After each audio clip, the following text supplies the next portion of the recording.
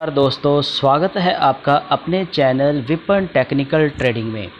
दोस्तों, जैसे आप थंबनेल पे देख रहे हैं कि वॉरेन बफेट के 5 सिद्धांत। दोस्तों, यूएस मार्केट में वॉरेन बफेट को स्टॉक मार्केट के में लोग गुरु मानते हैं। गुरु कैसे मानते हैं दोस्तों? जिसको अच्छी नॉलेज होती है, समझ होती है, वो जिस भी किसी कंपनी के शेयर में हाथ लगाते हैं, उनके कुछ रूल्स हैं, उनके कुछ सिद्धांत हैं, जिसके चलते उन्होंने अपनी काफ़ी वेल्थ बनाई है स्टॉक मार्केट से। तो ऐसे जो लोग होते हैं उनकी हर कोई रिस्पेक्ट करता है। तो इसके फील्ड में जाने वाले लोग, जितने भी लोग स्टॉक मार्केट में काम करते हैं, तो वो वॉरेन बफेट के जितने भी सिद्धांत, उसके रूल है, उसको फॉलो करते हैं। तो जो लोग वॉरेन बफेट साहब के रूल को फॉलो करते हैं, उस तरह से ट्रेडिंग करते हैं, काम करते हैं स्टॉक मार्केट पे, तो नेचुरली वो हमेशा प्रॉफिट कमाते हैं और अच्छा वेल्थ बनाते हैं।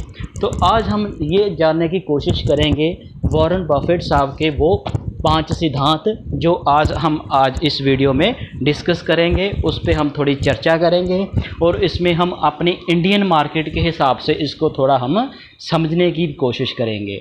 तो जैसे हमारी इंडियन मार्केट की बात करें तो हमारे राकेश झुनझुना साहब, अभी चलो वो अब नहीं रहे दुनिया में, भगवान उनकी आत्मा को शांति दे, लेकिन उन्होंने भी अच्छे सिद्धांत के चलते स्टॉक मार्केट में अपना अच्छा नाम बनाया, अच्छा उन्होंने प्रॉफिट बनाया, बहुत सारा उन्होंने धन कमाया, छोटी सी अमाउंट से स्टार्ट करके अच्छा उन्होंने वेल्थ क्रिएट किया। तो दोस्तों, जो बड़े लोग होते हैं उनको हम अपना आदर्श मान सकते हैं। जो लोग स्टॉक मार्केट में काम करते हैं वो उनको अपना आदर्श मान सकते हैं। तो उनके रूल्स को अगर हम फॉलो करेंगे तो हम 100% अगर उनके जैसे नहीं भी बन पाएंगे तो भी हम कुछ अच्छा वेल्थ अपना बना सकते हैं उनके रूल्स को फॉलो करके। तो दोस्तों, आज हम इस वीडियो में यही हम वॉरेन बफेट साहब के जो 5 सिद्धांत है, जो हमने, उनके तो काफ़ी सिद्धांत है, लेकिन जो आज हमने आइडेंटिफाई किए ये 5 सिद्धांत, उसके ऊपर हम चर्चा करेंगे, उसको हम समझने की कोशिश करेंगे। तो उसमें से मान लीजिए अगर हमने उसको 4 में से 5 में से 1, 2 या 3, 4 अगर हमने सबको फॉलो कर लिया, हो सकता है कुछ लोग कर भी रहे हों, अगर कुछ में हमें थोड़ी किसमें कमी लग रही होगी, अपने में गलती लग रही होगी, तो हम उसको इम्प्रूव भी कर पाएंगे कि मैं ये गलती कर रहा हूँ तो ये गलती मुझे नहीं करनी चाहिए। तो अगर मैं इस तरह से चलूँगा तो मैं स्टॉक मार्केट में अच्छी अपनी वेल्थ बना सकता हूँ। तो दोस्तों, चलिए वीडियो को स्टार्ट करते हैं। तो वीडियो के एंड तक बने रहना दोस्तों, बहुत ही इंटरेस्टिंग वीडियो है। तो अगर आप मेरे चैनल पे नहीं आए हो तो चैनल को सब्सक्राइब कर लेना। तो चलिए सबसे पहले बात करते हैं जो वो 5 सिद्धांत थे। नंबर 1 की अगर हम बात करें तो वॉरेन बफेट साहब कहते हैं कि कैश इज़ किंग। बल्कि उनके कहने का मतलब कि जो कैश है, तो वो तो हम हमेशा यही बात करते हैं कि कैश इज़ बल्कि किंग होता है। जिसके पास पैसा, वो हर तरह से मार्केट में अपनी पैसे से बिना तो कोई काम नहीं होगा। हम स्टॉक बाई करेंगे तो पैसा चाहिए। अगर हम किसी पोजीशन में फंस जाते हैं, मान लीजिए अगर आप ऑप्शन ट्रेडिंग करते हो, इंट्राडे करते हो, स्विंग करते हो, कुछ भी करते हो, उसमें पैसे का जो बहुत ही इम्पोर्टेंट रोल होता है फर्स्ट। तो पैसा होगा तो सभी सारे काम होंगे, तभी सारे काम होंगे। तो पैसे को अपने पास, उन्होंने बोला कि पैसे को, cash is a big deal to Warren Buffett and he keeps a lot of it in hand at any given time. The reason in Warren Buffett words, he keeps a lot of cash on hand so that we can both withstand unexpected losses and quickly size acquisition of investing opportunities। उनके कहने का मतलब कि दोस्तों, अगर हमारे पास पैसा होगा तो जब मार्केट में हमें मौका मिलेगा, मार्केट किसी स्टॉक में जब मार्केट का हमें मौका मिलेगा तो हम उसको हमारे हाथ में पैसा होगा तो हम अपनी पोजीशन को एडजस्ट कर लेंगे। अगर हमारी पोजीशन कोई लॉस में चल रही है तो हमारे पास अगर पैसा होगा तो हम अपनी पोजीशन को एडजस्ट कर लेंगे। लेकिन यहाँ पे थोड़ी सी बात हम यहाँ पे थोड़ी और ऐड भी कर सकते हैं। जैसे हम अपनी, दोस्तों, जैसे वॉरेन बफेट को आप जाते, वो यूएस मार्केट में डील करते थे। यूएस मार्केट में दोस्तों, जैसे हमारा इंडिया का बैंकिंग सिस्टम है, यहाँ पे हमें हमें इंटरेस्ट मिलता है एफडी करने पे, आरडी करने पे, और डेट फंड हमारे जितने भी इधर अवेलेबल रहते हैं, पीपीएफ में रहते हैं, बहुत सारी अलग अलग हमारी जो गवर्नमेंट की इधर स्कीम्स चलती है, उसमें हमें 7-8% का इंटरेस्ट मिलता है। तो यूएस मार्केट की अगर हम बात करें तो वहाँ इतना ज़्यादा इंटरेस्ट नहीं मिलता, उनको पैसा अपने कैश में पास ही रखना पड़ता है, जहाँ बैंक में भी रखेंगे तो इतना ज़्यादा इंटरेस्ट नहीं मिलता। तो हम अपने पास अगर हम पैसा रखेंगे, अपने पास ऐसे कैश में पैसा रखेंगे तो उसमें हमें इतना प्रॉफिट नहीं मिलेगा। तो हम इसको थोड़ा सा मॉडिफाई कर सकते हैं, हम अपना पैसा एफडी में रख सकते हैं, डेट फंड में रख सकते हैं, पीपीएफ में रखते हैं, कहीं पे भी रख सकते हैं, और हम अपनी पोजीशन को उस तरह से जैसे मार्केट हमें मौका देगी, मार्केट में जब आपको लगेगा कि अब मौका है तो आपके पास फंड होगा, पैसा होगा, तो आप उसमें एंट्री करके उसकी अपनी पोजीशन को एडजस्ट कर सकते हैं पैसे के साथ। तो ये सिद्धांत नंबर 1 जो था, सबसे पहले वो कैश इज़ किंग। तो हमारे इधर कैश किंग भी है और कैश को तो किंग मानेंगे, इसके साथ अगर हम अपना जो फंड है उसको डेट फंड में अगर हम लगा के रखेंगे तो 1-2 दिन में हमारा पैसा वहाँ से ट्रांसफ़र हो जाता है, हमारे वापस अकाउंट में आ जाता है, तो उसमें भी हमें थोड़ा सा इंटरेस्ट मिलता रहेगा। तो इससे हमारी जो वैल्यू और बढ़ जाएगी, रिटर्न की वैल्यू और बढ़ जाएगी। तो जो दूसरा नंबर उनका सिद्धांत था उसको अगर हम देखें तो उन्होंने बोला कि be fearful when others are greedy. जब लोग बहुत ग्रेडी हो तो तब आपको डरना चाहिए, आपको हमेशा डरना चाहिए। जब मार्केट में लोग ग्रेडी होते हैं, मार्केट ऊपर, जैसे आज की हम बात करें तो मार्केट अपने लाइफ टाइम हाई के ऊपर ट्रेड कर रही है, तो जब मार्केट अपने लाइफ टाइम हाई के ऊपर ट्रेड कर रही होती है तो सब लोगों को, जिन लोगों ने पैसा इन्वेस्ट किया होता उनको प्रॉफिट हो रहा होता, तो वो मार्केट को बताएंगे। अगर आपका दोस्त मित्र कोई भी आप मार्केट में देखोगे तो उसका प्रॉफिट होगा तो वो आपको बताएगा कि मुझे इतना प्रॉफिट हो रहा, तो आपको बड़ा अट्रैक्टिव लगेगा कि यार ये तो स्टॉक मार्केट से इतना पैसा कमा रहा है। तो वो मार्केट जब ग्रीडी हो रही है तो तब आपको फियर का मतलब है कि तब आपको उस वक्त आपके पास अगर कोई स्टॉक है, अगर आपके पास प्रॉफिट में स्टॉक है तो तब आपको उसको प्रॉफिट बुक करना चाहिए, उसको थोड़ा बेचना चाहिए और फिर वेट करना चाहिए जब मार्केट आपको मौका देगी। जब मार्केट में सब लोग फियर में आ जाएंगे, इसके उलट पहले मार्केट में जब लोग ग्रीडी होंगे, मार्केट ऊपर होगी तो सब लोग लालच करेंगे, तो मार्केट ऊपर जा रही है, उसके ऑपोजिट आपको काम करना। अगर आप उसके ऑपोजिट करोगे, जैसे मार्केट बढ़ रही है तो कहीं पे भी मार्केट गिर सकती है, तो अगर जिन लोगों ने ऊपर के रेट के ऊपर में अगर आप फंस गए किसी भी स्टॉक में, ऊपर के प्राइस के ऊपर आपने बाई कर लिया, क्योंकि मार्केट में क्या ग्रीड चल रहा है, मार्केट ऊपर चल रही है, लाइफ टाइम हाई के ऊपर ट्रेड कर रही है, तो सब आप मार्केट में आपको श्योर दिखेगा कि हमने मार्केट से पैसा कमाया। लेकिन जब मार्केट से लोग पैसा गंवा रहे होते हैं, जिनका लॉस होता है, वो कभी भी मार्केट आपको नहीं बताएगी। तो जब मार्केट में फियर होगा, जब मार्केट गिर जाती, जैसे कोरोना की बात करें तो कोरोना के टाइम पे जैसे मार्केट गिर गई थी, बहुत ज़्यादा मार्केट गिर, लोगों को डर लग रहा था, उस टाइम पे लोगों को अपनी जान बचाने की पड़ी हुई थी, ना कि उनको अपने शेयर बाई करने की, जहाँ ऐसे कुछ करने की पड़ी हुई थी, इन्वेस्टमेंट करने की। तो उस टाइम पे सब लोग जब डर रहे होते हैं तब आपको ग्रीडी होना, तब आपको, जब सब लोग लालची, जब लोग फियर में होंगे तब आपको ग्रीडी होना, तब आप नीचे के रेट के ऊपर अच्छी कंपनी के शेयर को बाई करके आप उसमें इन्वेस्टमेंट कर सकते हैं। तो ये सिद्धांत नंबर 2 बिल्कुल सिंपल समझ आता है। तो सब आप लोग भी अगर ऐसे करेंगे तो जो पहला सिद्धांत तो पैसा होना चाहिए, पैसे को मैनेज करना, पैसा होना एक बड़ी बात है, उसको मैनेज करना उससे भी बड़ी बात है। अगर आप मनी को मैनेज करके रखेंगे, अगर आप अपने कैश में, मान लीजिए कि आपके पास कैश पड़ा हुआ तो आपने 4-5 या 10 लाख रुपए अपने घर की अलमारी में ही रख दिया 2 साल, तो आप समझ नहीं पाए भी आपने कितना बड़ी मिस्टेक की है। तो आपको पता इन्फ्लेशन 6-7% की इन्फ्लेशन है, तो हमारा साल भर कितना पैसा हमारा कम हो जाएगा अगर हमने अपनी अलमारी में भी घर में पैसा रख दिया। तो इस तरह से जो लोग पढ़े लिखे होते हैं, समझदार होते हैं, स्टॉक मार्केट को समझते हैं, वो ज़्यादा प्रॉफिट नहीं कहीं से भी लेंगे तो कम से कम बैंक में एफडी करवा देंगे, तो वो कम से कम जो इन्फ्लेशन है उसको तो बीट कर पाएंगे। तो इस तरह से अगर हम बात करें, सेकंड जो सिद्धांत था ये be careful, be fearful when others are greedy, तो इसका मतलब ये निकलता है। तो आगे हम तीसरा जो सिद्धांत है उनका, उसकी अगर हम बात करें तो दोस्तों उन्होंने, वॉरेन बफेट साहब ने बोला कि डिविडेंड आर योर फ्रेंड। जो डिविडेंड है वो आपका फ्रेंड है। जैसे हमने जितनी अच्छी कंपनी के शेयर में इन्वेस्टमेंट करके रखी होती है, जैसे एग्जांपल के लिए मैं कुछ कंपनी आपको, Hindustan Unilever, Britannia, Infosys, TCS, HDFC bank, HDFC और भी बहुत सारी अच्छी कंपनियां, कोल इंडिया, सरकारी कंपनियां भी वो इतना डिविडेंड, अच्छा डिविडेंड देती हैं। तो जब आपने उसको बाई करके आपके पोर्टफोलियो में होंगे तो आपको मंथली उसका, मंथली की एवरेज हम मान लें, जैसे क्वार्टरली कंपनी, कुछ कंपनी का क्वार्टरली ऐसे डिविडेंड आता ही रहता है, तो आपका इतना डिविडेंड वो अपना एक किस्म का फ्रेंड होगा। जो अच्छी कंपनी हो गया उससे ये पता चलता है अगर अच्छी कंपनियां, उनके फाइनेंशियली अच्छे हैं, वो प्रॉफिट कर रही हैं, तो वो आपको डिविडेंड, अच्छा डिविडेंड देंगी।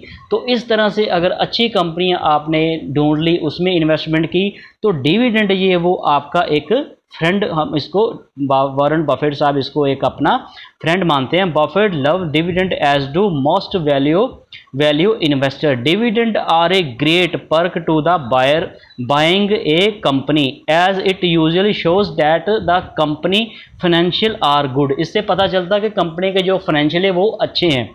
तो enough shaves to sports paying out its hand earning money. तो इससे एक दोस्तों हमारी एक्स्ट्रा जितना भी कंपनी अर्निंग करती है वो अपनी अच्छी जो कंपनी होते हैं अपने डिविडेंड, अपने शेयर होल्डर को अपने प्रॉफिट का कुछ डिविडेंड शेयर कर देती हैं। तो इस तरह से दोस्तों अगर आपने ये भी देखना कि कौन सी कंपनी, इसका मतलब ये है, उन्होंने तो हमें ये बताया कि dividends are goods for the investor. तो हमने वो कंपनियां में पैसा इन्वेस्ट करना जो अच्छा डिविडेंड देती हैं। जैसे मैंने आपको बताया हिंदुस्तान यूनिलीवर हो गई, एचडीएफसी बैंक हो गया, इन्फोसिस, टीसीएस और भी बहुत सारी अच्छी कंपनियां आप भी देख सकते हैं डिविडेंड की। कोल इंडिया, सरकारी कंपनियां, कुछ सरकारी कंपनियां दोस्तों ऐसी होती हैं जो डिविडेंड तो बहुत देती हैं लेकिन आप उसका अपनी मनी अप्रिशिएट करोगे तो उसका उतना वॉल्यूम नहीं आता, आपको उतनी ग्रोथ नहीं मिलती। जैसे अब हम कोल इंडिया की, जैसे मैं आपको बात बता रहा हूँ, तो कोल इंडिया का अगर आप देखोगे लास्ट एक साल में इसने ग्रोथ दी है। लास्ट एक साल में ये शेयर आप पिछले साल देखोगे लगभग ये 200 के आसपास ट्रेड कर रहा था, जो 500 के आसपास अब पहुँच गया। तो अब इसकी value over long time holding अगर आप देखोगे तो इसकी जो डिविडेंड की वैल्यू अब इसके पास थोड़ा प्रॉफिट में आई है। अगर इसको एक साल के पहले के प्राइस के ऊपर आप देखोगे कि जितना पैसा आपने लगाया, अगर 1 लाख रुपया आपने कोल इंडिया में लगाया होता है और 1 लाख आपने किसी इन्फोसिस या किसी और कंपनी में लगाया होता है, तो उसका वैल्यू प्राइस भी कितना बढ़ गया और उसका डिविडेंड भी कितना आ गया, तो डबल आपको बेनिफिट मिला। लेकिन कोल इंडिया का आप देखो, पहले ये डिविडेंड ही ज़्यादा, आपको डिविडेंड ही आ रहा था, लेकिन डिविडेंड से भी आपको उतना प्रॉफिट नहीं हो रहा था जितना किसी दूसरे शेयर की वैल्यू बढ़ने से आपको प्रॉफिट हो रहा था। तो इस बात का भी हमने पूरा, इसको हमने इवेलुएट करके चलना है। तो पूरा हमने समझ के चलना भी उस कंपनी में हमने पैसा लगाना जो अच्छी हो, जिसका प्राइस एक्शन भी जिसमें हो, शेयर उसका प्राइस भी बढ़े। अकेले हमने डिविडेंड के ऊपर ही थोड़ी बैठे रहना। तो ये कंपनी क्वार्टरली डिविडेंड देगी, मान लीजिए उसने क्वार्टरली, कंपनी ने आपको 20 रुपये का डिविडेंड दे दिया या 10 रुपये का डिविडेंड दे दिया, तो लेकिन उसका जो प्राइस था वो नीचे चला गया, जहाँ जितना बढ़ना चाहिए था उतना बढ़ा नहीं। तो इस चीज़ का भी हमें ध्यान रखना चाहिए किसी भी स्टॉक में एंट्री करने के पहले। तो आगे जो सिद्धांत नंबर 4 है वो हम देखते हैं वॉरेन बफेट साहब क्या कहते हैं। दोस्तों वॉरेन बफेट साहब का जो सिद्धांत नंबर 4 है वो कहते हैं always by under value stock. तो दोस्तों अंडर वैल्यू स्टॉक का मतलब ये है, बहुत सारे लोग, जैसे हम किसी शेयर की बात करें, जैसे एयरलाइंस की बात करें तो उसके शेयर का प्राइस जैसे 2800-2900 चल रहा है। तो किसी दूसरे शेयर की बात करें, जैसे जोमेटो की बात करें, तो वो 100-150 के पास, तो इसको हम अंडर वैल्यू नहीं बोल सकते।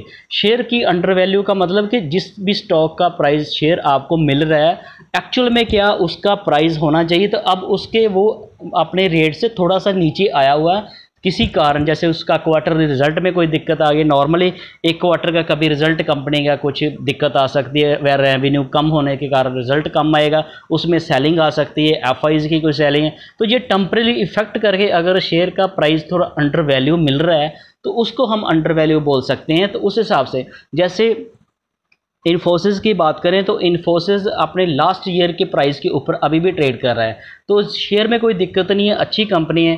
तो ऐसे शेयर जब आपको 1 साल या 2 साल के लो प्राइस के ऊपर मिलते हैं, जैसे आईटी सेक्टर की कंपनी होती है, इनका ज़्यादा रेवेन्यू जो यूएस मार्केट से आता है, तो यूएस में एक चलते कुछ भी अगर चेंज रहता है तो इन कंपनी का रेवेन्यू कम हो जाता है, जिसके चलते शेयर में थोड़ा मूवमेंट कम हो जाती है। लेकिन ये अच्छी कंपनी के शेयर आपको ऊपर नीचे जिग जैग करते, स्विंग ट्रेडिंग के चलते भी आपको अच्छा प्रॉफिट देते ही रहते हैं। अगर महीने में आपने 5 बार भी इसको 20-30 रुपए के ऊपर नीचे स्विंग ट्रेड करके भी आप प्रॉफिट आराम से निकाल सकते हैं। तो इस तरह से आपको ये देखना, इसका मतलब ये नहीं अगर आपने मान लीजिए कोई शेयर 10 रुपये के प्राइस के ऊपर शेयर मिल रहा है, कोई शेयर मान लीजिए जैसे आइडिया की बात करें, वो उसका प्राइस 10 या 12 रुपये, तो हम इसको अंडर वैल्यू नहीं बोल सकते। हो सकता है कि उस शेयर का प्राइस 5 रुपये हो, तो हमें 10 रुपये पे मिल रहा है, तो उसको हम रेट के ऊपर हम उसको अंडर वैल्यू नहीं मान सकते। अच्छी कंपनी का शेयर जब टेम्परेली कोई उसमें न्यूज़ के चलते या कुछ रिजल्ट के चलते या किसी ऐसे रीज़न के चलते अगर वो नीचे थोड़ा आता है अपने प्राइस के, जिसका उस सेक्टर की अगर हम बात करें, आईटी सेक्टर का कोई स्टॉक हो, तो उसका पी जो प्राइस जो उसका होता है, पी लेवल होता है, उससे अगर वो उसी लेवल के नीचे मिल रहा हो, अंडर वैल्यू में मिल रहा है, तो उसको हम मान सकते हैं। ऐसे प्राइस के हिसाब से हम किसी भी शेयर को अंडर वैल्यू नहीं मान सकते। जैसे कोविड के चलते काफ़ी कंपनी के अच्छे कंपनी के शेयर थे जो अंडर वैल्यू आपको मिल रहे थे, नीचे के प्राइस के ऊपर मिल रहे थे, क्योंकि लोगों में एक पैनिक था, तो लोगों को अपनी जान बचाने की पड़ी हुई थी। बहुत सारे लोगों ने शेयर बेच दिए थे। जब सेलिंग आती है मार्केट में, सप्लाई आती है, तो प्राइस गिर जाता है, जब डिमांड आती है तो प्राइस बढ़ जाता है। तो इसके चलते जब शेयर कभी ऐसी सिचुएशन में जब कभी शेयर कोई अंडर वैल्यू में मिले आपको, तो उसको बाई करना चाहिए, कहने का मतलब ये है। तो आगे दोस्तों हम 5 नंबर सिद्धांत देखते हैं। वॉरेन बफेट साहब ने 5 नंबर में उन्होंने बोला बाई एंड होल्ड। दोस्तों लॉन्ग टर्म में हमेशा पैसा बनेगा आपका। लॉन्ग टर्म में उन्होंने बोला आप शेयर को बाई करो और होल्ड कर दो। तो शेयर को बाई करने के लिए ये तो दोस्तों 5 सिद्धांत हमें ये मिले कि कैसे कैसे हमें करना चाहिए। कैश हमारे पास होना चाहिए, अंडर वैल्यू शेयर बाई करना चाहिए, शेयर को मतलब कि जब मार्केट फियर में हो तो आपको मतलब केयरफुल होना चाहिए। इस तरह के हमने सिद्धांत 5 देखे। लेकिन उन्होंने 5वें नंबर पे ये बोला कि जैसे डिविडेंड पे अच्छा देना चाहिए कंपनी को, तो बाई एंड होल्ड, तो शेयर को बाई करना चाहिए। अब बाई कैसे करेंगे, किस लेवल के ऊपर, हमने उसके लिए अलग से फंडामेंट्स हमने देखे होंगे। जैसे कंपनी के, हम किसी भी कंपनी को बाई कर रहे हैं, उसके पूरा फंडामेंट समझेंगे, कंपनी का पूरा हिस्ट्री समझेंगे, कंपनी का बिजनेस समझेंगे, कंपनी का मैनेजमेंट समझेंगे। तो ये बहुत सारे मतलब कि रूल्स होते हैं जिसको देखने, कंपनी फाइनेंशियली क्वार्टरली रिजल्ट देखेंगे, कैसे कैसे कंपनी ग्रो कर रही है। अगर कंपनी ग्रो कर रही है तो तभी हमारा पैसा ग्रो होगा ना। तो ऐसे नहीं है कि हम किसी भी कंपनी के शेयर को बाई कर लिया और होल्ड कर लिया तो वॉरेन बफेट की बात को हमने मान लिया। ऐसे नहीं, जो अच्छी कंपनी का शेयर हो, जो वैल्यूएबल हो, जो अच्छी मूवमेंट दिखाता हो, जिसने पहले भी आपको, आप उसका सर्च करके देखेंगे, पहले भी उसने अच्छा मतलब कि लोगों का पैसा बनाकर दिया, गेन किया। जैसे एग्जांपल के लिए बात करें, जैसे मारुति की बात कर रहे हैं, तो मारुति जब लिस्ट होती है कंपनी 2003 में, तो उसका 170 रुपये का शेयर था, आज 12,000 का। तो लगभग उन्होंने मैंने उसकी वैल्यू निकाली थी, लगभग उसने 1500-2000 के आसपास अब तक का डिविडेंड ही दे दिया। तो ऐसी अच्छी कंपनियों में ही शेयर को हम बाई एंड होल्ड कर सकते हैं। तो कई बार क्या होता है, एक इसमें थोड़ा सा हम और भी चेंज कर सकते हैं। तो दोस्तों जब एक हम यहाँ पे थोड़ा सा अपना फार्मूला भी लगा सकते हैं। जैसे क्या होता है, नॉर्मली हमने किसी स्टॉक को बाई कर लिया, उसको होल्ड करके रख लिया, लेकिन अब आप देखोगे 1 साल के बाद या 2 साल के बाद वो शेयर अपने काफ़ी हाई पी के ऊपर चला जाता है। मान लीजिए कि यहाँ पे आपने बाई कर लिया, यहाँ पे मान लीजिए कि आपने बाई कर लिया, तो वो अपने हाई के ऊपर जहाँ चला जाता है, तो यहाँ पे हमें जाके हमारे हिसाब से यहाँ पे हम थोड़ा सा हमें शेयर को बेच देना चाहिए, थोड़ा सा प्रॉफिट बुक कर लेना चाहिए। और कई बार हमारे आप देखोगे, जैसे इन्फोसिस की मैंने अभी आपको बताया, तो इन्फोसिस यहाँ से मान लीजिए पिछले साल इस प्राइस के ऊपर था, मान लीजिए 1400 के प्राइस के ऊपर था इन्फोसिस लास्ट ईयर, तो शेयर यहाँ से 1700 तक भी चला गया। तो 1700 जाने के बाद मान लीजिए 1 साल में ये 1700 पे चला गया, तो अब फिर ये यहाँ पे 1400 पे 1430-40 के आसपास ट्रेड कर रहा है। तो अगर किसी ने आपने यहाँ पे थोड़ा सा प्रॉफिट बुक किया होता, ₹300 का प्रॉफिट बुक किया होता तो इसका एक साल के बीच आपको डिविडेंड भी मान लीजिए इसने 20-20 रुपये 4 बार 50 रुपये मान लीजिए इसने साल में डिविडेंड दे दिया, ₹300 इसको आपका मूवमेंट में मिल गया तो ₹350 अगर आपके पास 100 शेयर भी होता तो 35,000 का आपको 350 के हिसाब से, हाँ 350 के हिसाब से आपके पास अगर 100 शेयर हो तो लगभग साढ़े 3,50,000 तो 3,50,000 का प्रॉफिट आपका ऐसे बन जाता है। तो 3,50,000 का प्रॉफिट करने के बाद अगर फिर आप क्या कर सकते हैं, अगर यहाँ से शेयर गिरा था तो आप फिर इसको थोड़ा थोड़ा सा बाई कर सकते हैं। मान लीजिए जब ये 1700 पे था तो एक बार आपने, तो इस तरह से हमने कुछ, क्योंकि वॉरेन बफेट साहब यूएस मार्केट के हिसाब से बात करते हैं, उनके हमने रूल को मानना भी है लेकिन उसमें थोड़ा सा हमने अपना मसाला भी लगाना है। तो अगर इस तरह से हम करेंगे तो हमारा प्रॉफिट बनने के chance, number of percentage return हमारी और बढ़ जाएगी। तो इस तरह से जैसे बहुत सारे अच्छी कंपनी के शेयर जो अपने लो प्राइस के ऊपर मिलते हैं, अगर वो हाई पर जाते हैं तो इन्फोसिस तो दोस्तों बहुत ही अच्छी कंपनी है, इसलिए मुझे ये अच्छी लगती है। ये एक दिन में 2 दिन में 50 रुपये ऊपर जाती है, फिर 30-40 नीचे आ जाती है, फिर अगले दिन ऊपर चली जाती है, फिर नीचे आ जाती है, फिर ऊपर जाती है। तो दोस्तों ये हफ्ते में आपने अगर 3 बार भी ट्रेंड पकड़ लिया, मान लीजिए आपने जहाँ पे जितने आपके पास शेयर हों, मान लीजिए कि आपके पास 100 शेयर बाई करने की कैपिटल है, तो आपने यहाँ से यहाँ पे मान लें अगर नीचे की बात करें, इसका यहीं पे भी नीचे हो सकता है, यहाँ पे भी ऊपर, अगर शेयर यहाँ से और गिर गया तो ये ऊपर हो गया और शेयर यहाँ से नीचे, तो इसका लो लेवल पे कभी भी आप किसी भी शेयर का ना तो लो पकड़ सकते हैं ना उसका हाई पकड़ सकते हैं। तो ये थोड़ा सा हमें अपना आइडिया लगाना पड़ता है, स्ट्रैटेजी के साथ चलना पड़ता है। मान लीजिए कि किसी ने पूरा का पूरा 100 का 100 शेयर ही यहाँ बाई कर लिया, उसके पास 100 शेयर ही बाई करने के पैसे थे, तो फिर वो यहाँ तक शेयर आ गया तो अब तो उसको कितना वेट करना पड़ेगा ना। मान लीजिए वहाँ उसने 1700 पे ही सारे 100 के 100 शेयर बाई कर लिए, प्राइस अब आ गया 1400, तो 300 रुपये अब गिर तो गया किसी कारण करके, शेयर का चाहे डिविडेंड एडजस्टमेंट आ गई, रिजल्ट अच्छा नहीं आया, यूएस मार्केट में प्रॉब्लम आ गई, उसके चलते मान लीजिए शेयर तो 300 रुपया गिर गया, लेकिन जब 300 रुपया शेयर यहाँ से 1700 से गिर के 1400 रुपया आ गया, तो अब 1400 पे 1700 तक जाने के लिए तो इसको टाइम लगेगा। क्यों? अब यहाँ पे जितने भी बायर आएंगे यहाँ पे प्रॉफिट बुक करेंगे, फिर निकल जाएंगे, ऐसे प्रॉफिट बुक। अब यहाँ तो अगर आपके पास 100 शेयर बाई करने की कैपिटल थी तो आपको फिर यहाँ पे 20 शेयर बाई करने चाहिए थे। जिस भी प्राइस के ऊपर स्टार्टिंग में जब भी आपके सिप करो बाई करो तो आप अपने कैपिटल का मिनिमम 5 और आप 6 से डिवाइड करके, अगर आप 5 बार 100 शेयर को 20-20 5 बार लेंगे तो आपका जब मान लिया यहाँ से 1700 पे आपने 20 शेयर बाई किए होते, फिर 50 रुपये के फॉल पे ऊपर पिए होते, फिर 50 रुपये के, तो ऐसे 6 बार 50 रुपये का फॉल आता, तो लास्ट में आपके 20 की जगह 2-3 शेयर और बढ़ जाने थे। तो यहाँ जब ये 1400 का प्राइस आया था तो आपका प्राइस ज़्यादा से ज़्यादा 1450 होता। अब 1400 के प्राइस को 1450 जाने में 1 या 2 दिन लगेंगे थे, आपका कवर हो जाएगा, आपका रेट एवरेज बराबर पे आ जाएगा। तो जब ये यहाँ से 1450 आपका रेट होगा, जब फिर ये यहाँ से 1700 पे जाएगा तो आपको 250 रुपये का प्रॉफिट होगा। तो 250 रुपये का अगर प्रॉफिट होगा तो आपके पास 100 शेयर हो गए तो 25,000 का आपको 250 रुपये का अगर आपको प्रॉफिट होगा तो 2.5 लाख का आपका प्रॉफिट होगा। ऐसे इतना ही बनता ना, अभी कैलकुलेट कर देते हैं। मान लीजिए आपको 250 रुपये का एक शेयर के ऊपर प्रॉफिट हो तो 100 शेयर 2 जीरो और लगी, तो लगभग कितना हो गया 25,000 का प्रॉफिट बन जाएगा। तो 25,000 आपका प्रॉफिट, ये आपको 1 महीना भी लग गया तो क्या दिक्कत है, 1 महीने में आपका 25,000 का प्रॉफिट बन जाएगा। फिर आप वेट करिए कि शेयर नीचे आए।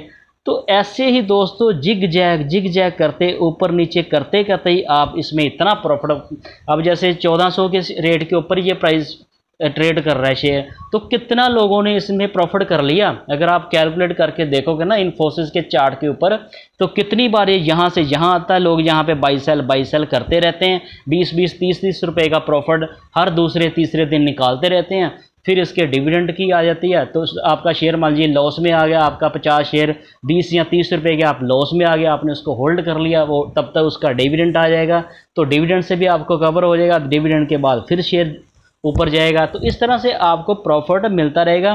तो ये जो आज दोस्तों हमने आपको 5 रूल जो बताए हैं वॉरेन बफेट साहब के, अगर आप इसको फॉलो करोगे, इसी तरह से आप अपनी स्ट्रैटेजी अपनी लाइफ में यूज़ करोगे स्टॉक मार्केट में काम करने के लिए, तो आपका प्रॉफिट बनेगा, आप अच्छी वेल्थ अपनी बना सकते हैं। तो उम्मीद है कि दोस्तों आपको ये मेरी इन्फॉर्मेटिव वीडियो अच्छी लगी होगी। अगर आपको ये मेरी वीडियो अच्छी लगी तो चैनल को सब्सक्राइब करना, वीडियो को लाइक करना और अपने दोस्तों के साथ भी शेयर करना। Thank you.